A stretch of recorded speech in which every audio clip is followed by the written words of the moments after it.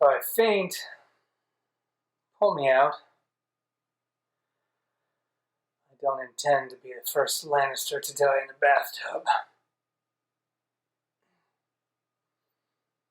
Why should I care how you die? You swore a solemn vow, remember? You're supposed to get me to King's Landing in one piece. Not going so well, is it? No wonder Renly died with you guarding him. That was unworthy. Forgive me. You protected me better than most. Don't mock me. I'm apologizing. I'm sick of fighting. Let's call a truce.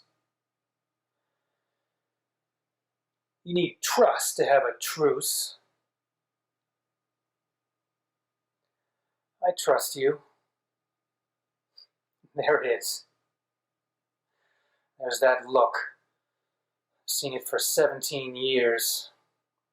On face after face. You despise me. Kingslayer. Oathbreaker. Man without honor. You've heard of wildfire? Of course. The Mad King was obsessed with it. He loved to watch people burn. The way their skin blackened and blistered and melted off their bones. He burned lords he didn't like. He burned hands who disobeyed him. He burned anyone who was against him. Before long, half the country was against him. Eris saw traitors everywhere. So he had his pyromancer place caches of wildfire all over the city, beneath the Sept of Baelor and the slums of Fiat Bottom, under houses, stables, taverns, even beneath the Red Keep itself. Finally, the day of reckoning came. Robert marched on the capital after his victory at the Trident. My father arrived first with the whole Lannister army at his back, promising to defend the city against the rebels. I knew my father better than that. He's never been one to pick up the losing side. I told the Mad King as much. I urged him to surrender peacefully. But the king didn't listen to me. He didn't listen to Varys, who tried to warn him. But he did listen to the Grand Maester Pycelle, that gray, shrunken cunt. You can trust the Lannisters, he said.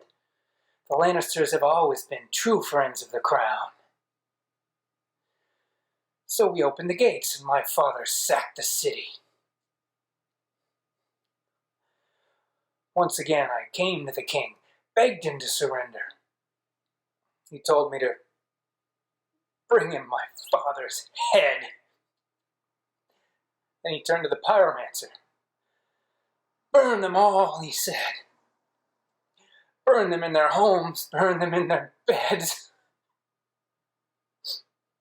Tell me, if your precious Renly commanded you to kill your own father and stand by while thousands of men, women, and children burned alive, would you have done it?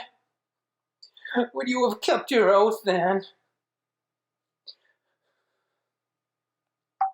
First, I killed the pyromancer. Then, when the king turned to flee, I drove my sword into his back. Burn them all, he kept saying.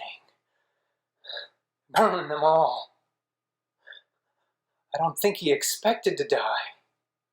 He meant to burn with the rest of us and rise again, reborn as the dragon to turn his enemies to ash. I slit his throat to make sure that didn't happen. That's where Ned Stark found me. If this is true, why didn't you tell anyone? Why didn't you tell Ned Stark? Stark. Think the Honorable Ned Stark wanted to hear my side? He judged me guilty the moment he set eyes on me. By what right does the wolf judge the lion? By what right? Help! Help! The Kingslayer! Jaime. My name's Jaime.